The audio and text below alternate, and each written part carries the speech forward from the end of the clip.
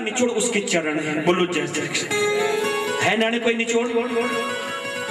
जिस धन के पीछे आप और मैं अंधे बन करके भाग रहे हैं, क्या कोई बाप दादा उसका एक कौड़ी भी साथ में ले गया? नहीं ले गया। बेटा, पत्नी, फेरो फिर दिवस दूसरा बेदी मत बोल दे कि मैं 7 जन्म तक तेरे साथ नहीं बोलती है।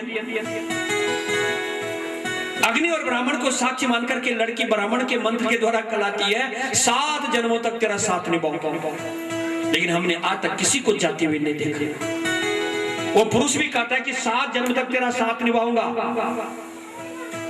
लेकिन इतिहास में पढ़ा तो कि स्त्री सती होती थी, लेकिन ऐसा नहीं पढ़ा कि कोई पुरुष अपनी पत्नी के साथ सती हो गया हो। ऐसा भी नहीं पढ़ा। पुरुष बाहुल्य समझता। इतिहासकारों से, राजा महाराजों से पुरुष बाहुल्य समझता। अंतिम निचोड़ है नैन जीवन का। जीवन का अंतिम निचोड़ है उस परमात्मा की चरण। जन्म लाभ परम पुंसा अंते नारायण स्मृति। सौनक ऋषि ने कहा था, सूर्य ने कहा था सौनक ऋषि, स्त्री और पुरुष के जन्म लेने का सबसे बड़ा लाभ है शरीर के अंदर से हंस बाहर निकल रहा हो और उसकी रचना राम और कृष्ण के नाम का उच्चारण कर दे। बहुत कठिन है, बहुत कठिन है, लेकिन अभ्यास से तो कौन तैयार। जब आप और मैं अपनी रचना को बार बार उसके नाम को लेने का अभ्यास कराएंगे तो अपने आप जो है वो रचना अंत समय में उसके नाम का उच्चारण कर दीजिए। तो जोड़िएगा भाई उससे अपने जीवन के तार को। एक माता जंगल में तपस्या कर रही है। बोलो जय श्री कृष्ण। इतनी तपस्या कर दी, कुछ वरदान मांग दो, और उस माँ के मुख से निकल पड़ा, मुझे आप जैसा बेटा चाहिए, मुझे आप जैसा बेटा चाहिए। नारायण भगवान हताश, सैकड़ों साल तपस्या की और उस तपस्या के बदले मांगना नहीं आया इस स्त्री को। भगवान ने कहा, मैया ठीक नहीं मांग रही तू, ये मैया सोच समझ करके मांग। लेकिन नारायण ये स्त्री कहा मांगने वाली, इसके मुख से दोबारा निकल पड़ा, मैंने ठीक मांगा, मुझे आप जैसा बेटा चाहिए। भगवान ने कहा, ठीक है मैया, यानी कि तेरे को मैं बेटा बन जाऊं अच्छा नहीं लग रहा? मेरा जैसा बतामा संसार में कौन है मेरा जैसा? जान दो भाई, जैसा मैंने तो डुप्लीकेट होता है ना, जैसा मैंने कृत्रिम। मैया भगवान चाहते थे कि एक बार बोल दी कि तू मेरा बेटा बन जा, मैं इस माँ का बेटा बन जाता। ये तो जैसा जैसा मांग रही है, चलो 3 बार जाना पड़ेगा। और जब वह स्त्री प्रश्न थी, उसका पति सुतपा था, वह उस माता के घर में प्रश्न घर बन करके चला गया। पूर्व जन्म का पति बना कश्यप, वह बामन बन करके आ गया। देखना उसकी दयालुता। और तीसरे जन्म में वह स्त्री बन गई देवकी, और उसका वही 3 जन्म पहले वाला पति बन गया वसुदेव। वह राजा कंस की जेल के अंदर उस माँ की गोदी में तीसरी बार उसका बेटा कृष्ण बन गया। जाकी रही मोहना जैसी, प्रभु मुहूर्त देखी तिन तैसे। कि प्रत्येक गली में सुबह सुबह जोर जोर से चिल्लाने लगी। भगवान ने कहा, द्रौपदी इस सुबह सुबह चिल्ला रही है? और द्रौपदी ने कहा, भैया आज एक काम कर। जानता है कन्हैया आज क्या है? तो नहीं जानता है तो चल एक काम कर, आज एक बार पृथ्वी लोक के प्राणियों को दे। लेकिन भाई शर्त एक है, आज पुरुषों को मत देखना। बहन अपने अपने भाइयों की कलाई पे राखी बांधने के लिए भाग रही है, आज वह प्रसन्न चित्त है। और नन इतना कहती है, और द्रौपदी जोर जोर से रोने लगी।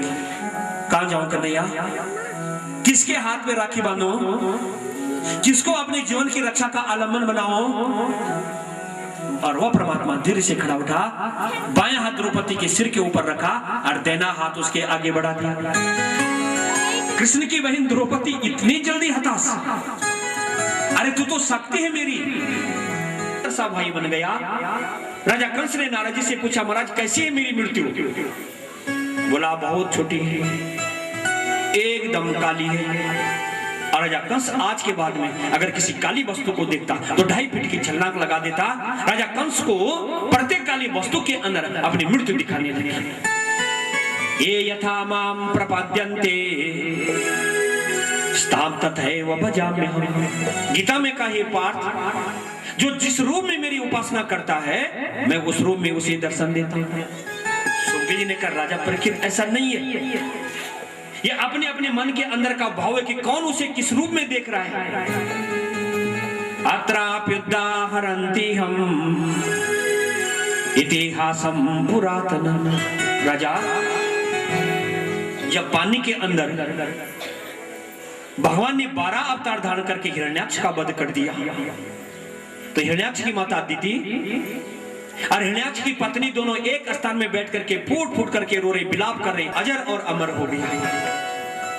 दैत्य का ज्ञान था, मात्र दूसरे के उपदेश के लिए था। हिरण्यकश्यप ने मां और अपने भाई की पत्नी को समझाया, मैं अजर और अमर हो जाऊंगा, अपने भाई के मारने वाले इन शत्रुओं से बदला लूंगा। हिरण्यकश्यप मंदराचल पर्वत में गए और मंदराचल पर्वत पे जाकर के जैसे मंदराचल पर्वत पे जा तमाम देवता गुरु बृहस्पति जी के पास में चले गए। सदगुरु महाराज ध्यान से देखो, अगर ये दुष्ट ब्रह्मा का अनुयायी हो गया तो ये संसार में तबाही मचा देगा। एक काम करो, इसके तपस्या में विघ्न डालो। और हिरण्यकश्यप एक वृक्ष के नीचे बैठा, आसन लगाया, माला हाथ में उठाई और ब्रह्मणे नमः ऐसे ब्रह्मा जी का ध्यान करने जा रहा था। गुरु बृहस्पति जी ने तोते का वेश धारण किया और हिरण्यकश्यप जिस पेड़ के नीचे बैठा ठीक उसकी शाखा के ऊपर गुरु बृहस्पति जी तोते के वेश में बैठे और राम राम राम। नीचे हिरण्यकश्यप ओम ब्रह्मणे नमः, ऊपर तोता राम राम राम। हिरण्यकश्यप को लगा मैं ब्रह्मा का ध्यान करने जा रहा हूं, अरे दुष्ट तोता मेरे शत्रु का नाम ले रहा है। आंख खोली, माला झोली नीचे रखी, एक पत्थर का टुकड़ा उठाया, तोते की तरफ फेंका, तोता उड़ करके दूसरे पेड़ में गया और हिरण्यकश्यप ने दोबारा ध्यान लगाना शुरू कर दिया, ओम ब्रह्मणे नमः। और तोता दोबारा उड़ करके आया, राम राम राम। हिरण्यकश्यप के मन में एक विचार है, मुझे लगता है आज का मुहूर्त ठीक नहीं है, चलो एक काम करते हैं, आज वापस चलते हैं और कल सदगुरु से मुहूर्त निकाल करके आएंगे। 2-4 दिन में गुरु शुक्राचार्य जी से अच्छा सा मुहूर्त निकाल करके लाएंगे। और वह हिरण्यकश्यप ने अपना आसन झाड़ा, दंड कमंडल उठाया और सीधा अपने घर की तरफ वापस। बोलो जय श्री कृष्ण। अपने घर की तरफ सीढ़ियों को ऊपर चढ़ रहा था, सामने हिरण्यकश्यप की पत्नी थी जिसका नाम था कयादु, जम्ब नाम के राक्षस की बेटी। और कयादु को लगा इसने तो मेरे पास में कहा था कि मैं बहुत साल के बाद लौटूंगा, ये तो 10-12 घंटे में लौट गया। इसका मतलब है कुछ ना कुछ झगड़ा हुआ, कहीं ना कहीं कोई कारण हो गया। लेकिन नैन पूछा नहीं, जानती राक्षस है, गाली देगा, मारेगा। और पत्नी थी मन में विचारा है कि सुबह का भूखा होगा। अपनी रसोई में गई और बहुत सुंदर भोजन बनाया, बहुत सुंदर दृश्य था। सामने बैठा है हिरण्यकश्यप, यहां बच्चा जा रहा है अपने भाइयों के साथ में स्कूल। हिरण्यकश्यप को लगा कि ये कब बढ़ती हो गया, बुलाया, बेटा इधर आओ, गोदी में बिठा दिया। कब से जाने लगे, बोला पिताजी 1 महीना हो गया। बेटा 1 महीना तो 30 दिन तो बहुत होते हैं, 1 महीने में कुछ कखरा कुछ सीखा। बोला पिताजी एक ही बात सीखी, 1 महीने में एक ही बात सीखी। हिरण्यकश्यप ने कहा सुनाना जरा क्या सीखा तुमने। बोले तत्सादो मन्ने सुरवर यदेहिना। ये राजा मैंने 1 महीने में सीखा, जो स्त्री और पुरुष अपना कल्याण चाहता है वह गृहांध कुपम, इस अंधेरे इस गहरे कुएं के समान ग्रस्त का त्याग कर दे। बोलो जय श्री कृष्ण। ध्यान दो भाई प्रहलाद जी, जिस गृहस्थी में आप और मैं इतने सुंदर चिपके। एक बार हम गांव चले गए, एक बहुत वृद्ध माता थी। मैंने बोली माँ जी चल नहीं रिसके, ध्यान देना। प्रहलाद जी ने उस गृहस्थ को अंधेरा कुआं कहा। मैंने कहा माँ जी रिसके, त्रिवेणी घाट चल, स्नान करेगी, गीता भवन घूमेगी, जगन्नाथ आश्रम, बाबा काली कमली, पंजाब सिंह क्षेत्र, रोज सत्संग होते, कथा में जाएगी।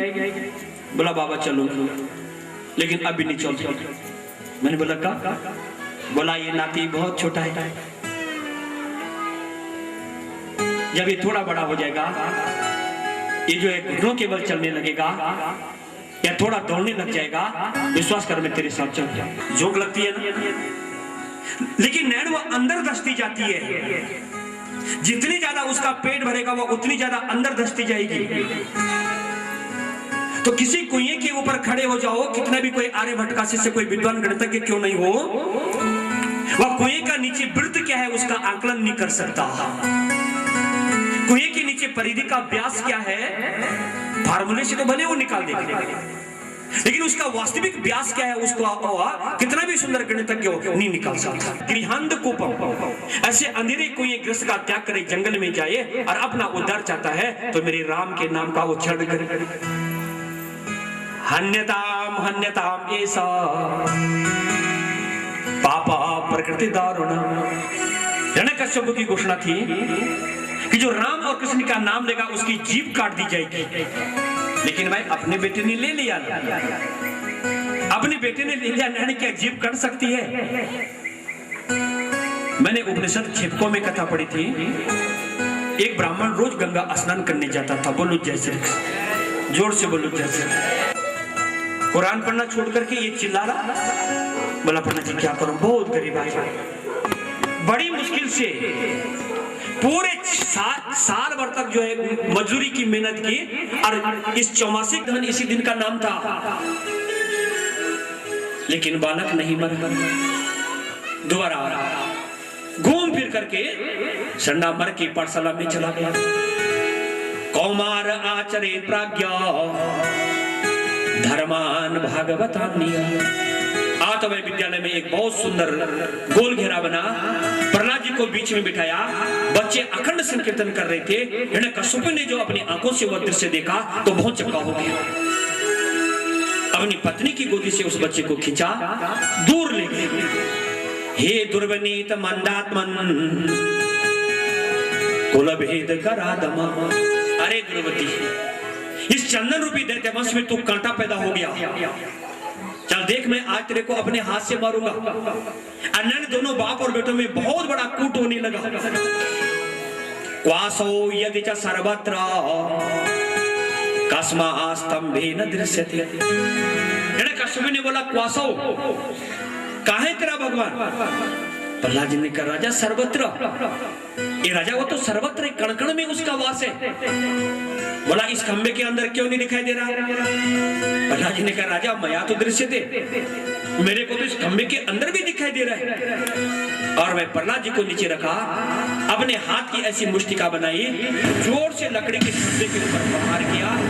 बहुत बड़ी एक गलाम की आवाज आई, वह खंबा बीचों बीच पड़ा और सामने एक भयंकर आकृति सामने खड़ी हुई। बोले नायम नरो नय व निर्घोष राजा, न तो ये मनुष्य था न मृग था। ऐसे नरसिंह भगवान का प्राकट्य हो गया। बोले वृंदावन बिहारी लाल की, नरसिंह भगवान की। हिरण्यकश्यप को पकड़ा, सीधा दरवाजे पर ले गए। सत्यम विदाता निज वृत्यवासिता। भागवत करने लिखा, अरे परमात्मा कितना दयालु है तू, क्या एक अबोध बच्चे के बोलने से आज खम्बे के अंदर भी प्रवेश कर गया? हिरण्यकश्यप ने एक एक करके अपने वरदान गिने और भगवान ने एक एक करके खंडित की। अंत में अपने नाखूनों से हिरण्यकश्यप की छाती फाड़ी, अंदर हाथ डाला, सारी आंतें गले में डाली, छलांग लगाई और शासन के ऊपर बैठ गया। विष्णु सहस्त्रनाम में हिरण्यकश्यप को मारने के बाद में और उसकी आंतों की माला धारण करने के बाद में उस परमात्मा का एक नाम और पड़ गया, आंत्रमाली। आंत्रमाली हिरण्यकश्यप के आंतों की माला गले में डाल दी। बोले वृंदावन बिहारी लाल की। विकराल स्वरूप है, एक एक करके जा रहे हैं भगवान को प्रसन्न करने के लिए। अंत में ब्रह्मा जी ने प्रहलाद जी को भेजा तो बालक भगवान के चरणों में लंबा लेट गया। और नरसिंह पुराण में कथा आती कि वो नरसिंह जीव से वो जो नरसिंह था प्रहलाद जी को चाटने लगा। स्वपाद मूलम पतितम तमर्वक, अपने चरणों में गिरे हुए उस अर्वक मने छोटे से शिशु को देख करके धीरे से अपनी गोदी में उठाया। प्रहलाद जी बहुत सुंदर स्तुति करने लगे।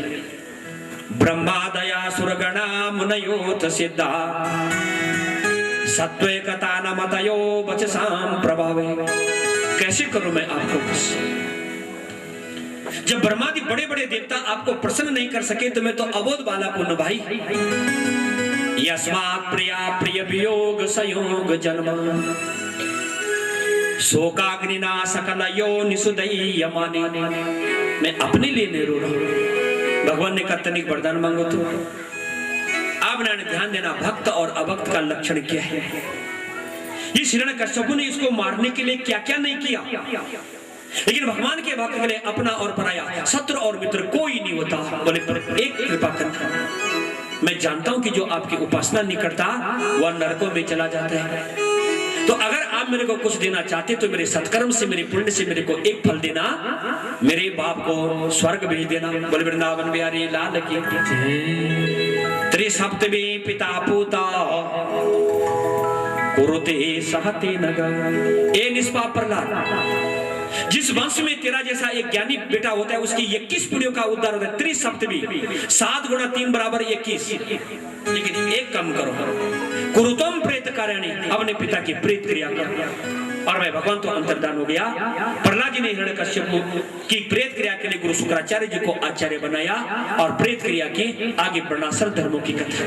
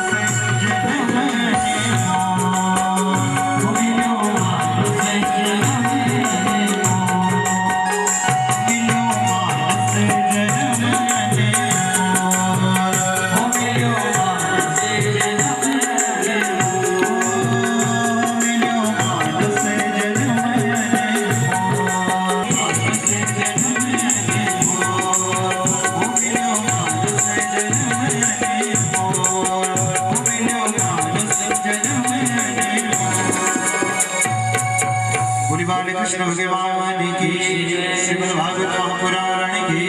ओम नमः पार्वती पतये, हरि हर महादेव। त्रिकुट नाम के विशाल पर्वत में एक गजेंद्र नाम का हाथी रहता था, पूरे परिवार के साथ। और एक दिन इसको बहुत ज्यादा प्यास लगी।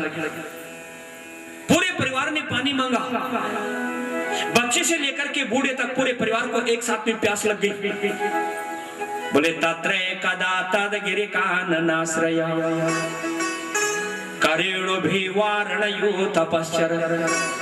अरे यह बूढ़ा हाथी आगे लगा, अपने बच्चे और अपने परिवार को अपने पीछे से लिया, उस पर्वत की झाड़ी और पहाड़ियों को काटता काटता वृक्षों को गिराता हुआ अपने परिवार के लिए रास्ता बनाया और पूरे परिवार को लेकर के मान सरोवर में आ गया।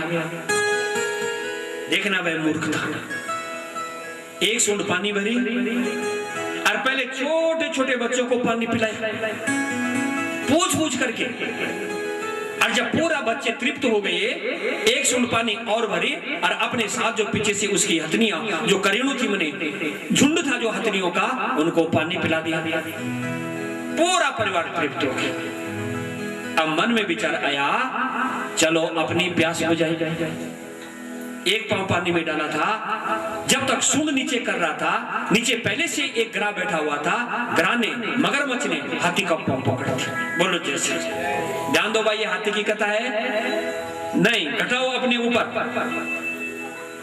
हम भी क्या करते हैं, ये पुरुष भी क्या करता है, पहले कमाता दमाता है, बच्चों का भरण पोषण करता है, बच्चों का भरण पोषण करता है, पढ़ाता है, लिखाता है, सोचता है, पत्नी बोलती जी कुछ हमें भी मिलना चाहिए। बोला कोई बात नहीं, लास्ट सेमिस्टर है, बोलता है ना, बोला कोई बात नहीं, छोटा बेटा है, बाकी बड़े तो निकल गए, अब एक छोटा है, बस लास्ट 1 साल और है, ये भी लग जाएंगे, बाकी तो और मैं ठाट करेंगे। बोलते रोज नए नए आश्वासन। अब बेटों का विवाह हुआ और बेटे अपने अपनी पत्नियों को लेकर के भाग चले गए। अब बचे घरम दुई, एक बुढ़िया और एक बुढ़िया, बच गए। अब देखो नरण क्या है संसार। जनानी बोले जी तुम तो बोलते हो कि जब छोटे बेटे में निकल जाओ तब तेरी खातर नहीं, हार में फलाना का बेटा को भी हुआ। ये बोला तेरे को बेटी नहीं दिखाई दे रही है, देखो ना, उसको एक आश्वासन और मिल गया। बेटों का भरण पोषण हुआ, बेटे निकले और निकलने के बाद में जब तक आज तक देखिए संसार, जब तक ये व्यक्ति आज तक तो जनानी 4 बजे जो गेट पर होते हैं, बोले आज 4:15 हो गए, ब्याल तक तय जानता, आज कब गई बोले है ना, अंदर बाहर गैस में पानी में रख दिया चाय बनाने के लिए, थोड़ा आटा भी गोदा फ्रिज से निकाल दिया, आएंगे तो रोटी खिलाओ। ध्यान दो ना, रिटायर हुए 1.5 साल हो गया है ना, जनाने बोल ये बूढ़े कुड़कुड़ कर दो, बहरी भी निकल दो, बोलती है। पुरुष इतना स्वार्थी है संसार का, भगवान न करे कोई स्त्री कुरूप हो जाए या शादी के बाद में उसके साथ में कोई घटना घट जाए, अंग माने कहीं एक्सीडेंट हो जाए, कुछ बात हो जाए, ये तो 60 साल में भी सोचता है अब तो दूसरा विवाह करना पड़ेगा, सोचते हैं। 53 सालों में लोगों की शादी हुई ना। उसके बाद में पत्नी का भरण पोषण, बच्चों का भरण पोषण, जब सब अपने अपने आगे निकल गए, अकेला बचा। कई 60-70 साल के बाद में ध्यान आया, अपने लिए कुछ नहीं किया। आती है नवाज, आता है ध्यान। बच्चे को फोन करो, बोले पापा शाम को ना, अभी टाइम नहीं है, अभी टाइम नहीं, शाम को करना। और ब्याज की बात करें रोज रोज, क्या बात। तो बूढ़ा हताश हो गए, उन्होंने बोले यार कमाई धमाई पूरा जीवन इन पे लगा दिया, आज ये फोन उठाने की भी तैयार नहीं। अरे आजकल तो फोन ने झूठ सिखाने का इतना सुंदर साधन हो गया, मोबाइल क्रांति हो गई। बिमल का डाला मत चढ़िया फोन है, बिमल का डाला मत थे चढ़ी बड़ी, और तब तक फोन की घंटी बजे, अरविंद जो दातुड़ बोल के कि मेरे हाथ पर दातुड़ छटम छुटे जो बिमल तो कट को कपाल मत ले। और उसने जो फोन उठाया, हेलो, बस इतना ही बोल पाई, वो भी भ्रांति के साथ नीचे मोबाइल क्रांति है भाई, आजकल 2-3 क्रांतियां तो आगे बढ़ गई, मोबाइल क्रांति है। इतना झूठ नारायण, बगल का कमरा पर बैठे हो और बेटी बुढ़िया फोन करो, बोले पापा अपन स्कूटर की आवाज नहीं सुनी, मैं तो बाजार चल गयो, और थोड़ी देर में निकल गए पहले कमरा पर। तो बुढ़े को लगा कहां संस्कारों में कमी रह गई, उस वृद्ध को लगा कहीं ना कहीं संस्कारों में कमी हो गई। और 50, 60, 70 साल के बाद में होश आया, बाजार में जेब में एक टॉफी थी, कभी जब जवानी में ना निकालता था उसको और छिलने लग जाता था, मुंह सूख गया, बोला कोई बात नहीं घर में बच्चा खा लेगा, उस टॉफी को जेब में डाल देता था। ए न रोचयत विश्वम, पाठ करते हैं भाई आप लोग, धुपति दाब कमल का फूल उठाया और भगवान के चरणों में डाल दिया, अंत में लिया नाम नारायणम खिल गुरु भगवन नमस्ते। ये नारायण हाथी का अंतिम प्रणाम स्वीकार कर इसकी सूंड पकड़ी, बाहर खींचा, सुदर्शन चक्र से इसकी गर्दन काटी, ग्रा की गर्दन काटी, और 2 भव्य पुरुष पीला वस्त्र धारण करके भगवान की परिक्रमा की और देखते देखते दिव्य धाम को चले गए। बोले वृंदावन बिहारी लाल की। राजा हो गई, राजा जिस बहन को छोड़ने के लिए इतने लाड स्नेह के साथ में जा रहा है, उसका 8वां बेटा तेरी मृत्यु बन जाएगा। अब राजा कृष्ण ने रथ रोका, देवकी के सारे बाल पकड़े, रथ से नीचे खींच रहा था, तलवार से गर्दन काटना चाहता था। वसुदेव जी ने हाथ पकड़ दिया, राजा ने क्यों मार रहे हैं? मृत्युम जन्मवताम वीरा देहि न सहजायते। अरे वीर, मृत्यु से इतना क्यों डरता है? मृत्यु तो जिस दिन माँ का बच्चा उत्पन्न होता है, उसके जन्म के साथ साथ में उसकी मृत्यु भी सामने खड़ी हो जाती है। बोलो जय श्री कृष्ण। अन्योन्याश्रय संबंध है ना, वसुदेव और देवकी को छोड़ दिया। समय आने पर माँ ने पहले बच्चे को जन्म दिया, वसुदेव जी ने शर्त के अनुसार इसको गोदी में उठाया, और देवकी ने चलते चलते जोर से बोला, राजन इसका नाम होगा कीर्तिमंत। और वसुदेव जी अपने उस पहले बेटे कीर्तिमंत को लेकर के चले। नारद जी के कथनानुसार राजा कृष्ण ने पहले का वध कर दिया, करते करते 6 बच्चों का वध हो गया। आज 7वां त्रेता का, राम का छोटा भाई लक्ष्मण बड़ा बलराम बन करके आ गया।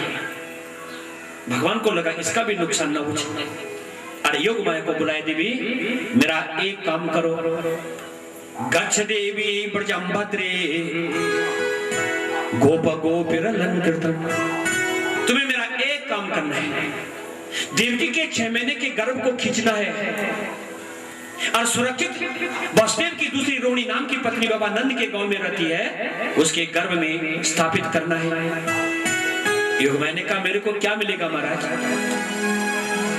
अगर ये भ्रूण मेरे हाथ से कहीं छूट करके नीचे गिर गया तो क्या भ्रूण हत्या के पाप से मैं जन्म जन्मांतरों के लिए नरकगामी नहीं बनूंगी? भगवान ने कहा देवी बस तू मासुदा के गर्भ में चले जाएगा, मैं देवकी के गर्भ से जन्म लूंगा, संसार में ढिंढोरा पिट जाएगा। देवकी का 7वां बेटा गर्भ में नष्ट हो गया, और आने वाले कलयुग में घर घर तुम्हारी पूजा होगी। कोई तुम्हें दुर्गा कहेगा, कोई चंद्रवदनी, कोई सिरखंडा, कोई कुंजापुरी, कोई वैष्णव, कोई झालीमाली, ऐसे तुम्हारे असंख्य नाम होंगे। और मेरे से ज्यादा तुम्हारी पूजा होगी घर घर, क्योंकि तुम मेरी शक्ति बनकर के धरा में अवतरित हो जाओगी और वह मेरी पूजा होगी। इस खुशी में योग मैंने मां देवकी के 6 महीने के गर्भ को खींचा, रोहिणी के घर में स्थापित कर दिया। संसार में ढिंढोरा पिट गया। देवकी का 7वां गर्भ पेट में नष्ट हो गया।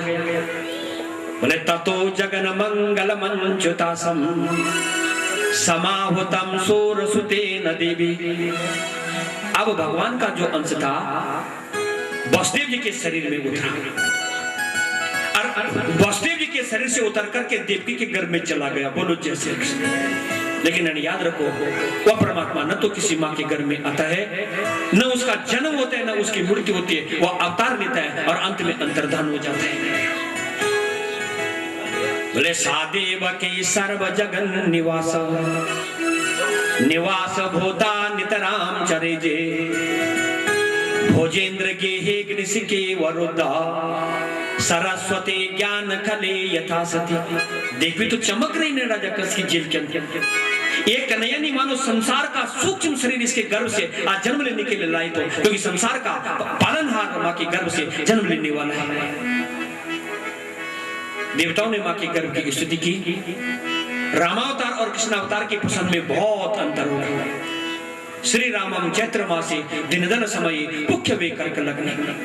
रामावतार की पसंद दिखेगा चैत का महीना, बोलो जैसे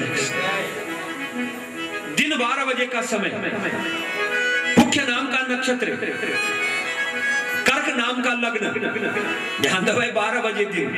राजा है ना, बोले राजा रामचंद्र भगवान की, बोलते हैं भगवान राम के नाम के आगे लगा दिया राजा, तो राजा तो रात में क्यों जाएगा भाई, रात में कौन चलेगा। बड़जे वसंतम नवनीत चौर, भागवत का चोर, गोपियों के माखन के समान मुलायम हृदय की चोरी करने वाला चोर, उल्टा पसंद किया। भगवान राम ने कहा मैं दिन में जाऊंगा, भगवान ने कहा जाना भाई तो राजा है, मैं तो रात में जाऊंगा 12 बजे रात। भगवान राम ने कहा चैत का महीना, भगवान ने कहा घना घोर काली रात्रि भाद्रपद का महीना। भगवान राम ने कहा शुक्ल पक्ष की नौमी। भगवान ने कहा कोई बात नहीं, जाओ भैया चंद्रमा के प्रकाश में जाओ, बाबा से अपना हरण भी तो कराना है, नंद के पहुंचना है। चांदनी में कंस के सेवक ने देख लिया तो मैं जाऊंगा कृष्ण पक्ष की अष्टमी तिथि को, अंधेरी रात में। भाद्रपद का महीना था, कृष्ण पक्ष, अष्टमी तिथि, बुधवार, 12 बजे रात का समय, अभिजीत नाम का मोड़। नक्षत्र क्या सीखा, क्या लिया, रोहिणी। बोलो जैसे क्यों भाई, बड़ी विचित्र लीला है ना। जन्म लेना है देवकी के यहाँ, दूध पीना है यशोदा का, पड़ोस में है बलराम की माँ। बोलो जैसे पड़ोस में है बलराम की माँ रोहिणी, नाराज हो जाएगी बेचारी, नाराज हो जाएगी। तो कृष्णावतार किसी को नाराज करने के लिए नहीं। चलो एक काम करते हैं, उसके नाम का नक्षत्र स्वीकार कर लेते रोहिणी, और रोहिणी नक्षत्र स्वीकार कर लिया।